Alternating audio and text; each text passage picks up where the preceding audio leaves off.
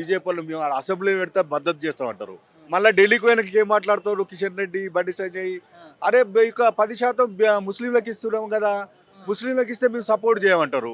అరే నేను అడుగుతా ఉన్నా రేవంత్ రెడ్డిని కానీ కిషన్ రెడ్డిని కానీ, మీ ప్రధానమంత్రి 8 మంది ఎంపీలు ఉన్నారు కదా, మీరు ఢిల్లీకి పోయి ప్రధానమంత్రి మీద మీరు ఒత్తిడి తీసుకురండి. మీకు చిత్తశుద్ధి ఉంటే మీరు ముఖ్యమంత్రి చేస్తున్నారు కదా, ఆ ముఖ్యమంత్రి ఏమి వస్తుందో కానీ కనీసం 42% రిజర్వేషన్లు మా వర్గాలకు చేయండి అంటే ఈ రకంగా.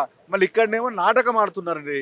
బీజేపీ కాంగ్రెస్ ఆడుతున్నటువంటి నాటకం, బడే బాయ్ చోటా బాయ్ మాట్లాడుకొని చేసేటువంటి నాటకం. ఇప్పుడు ఆయన రేవంత్ రెడ్డి అంటాడు నాకు అపాయింట్మెంట్ ఇవ్వడం లేదంటారు.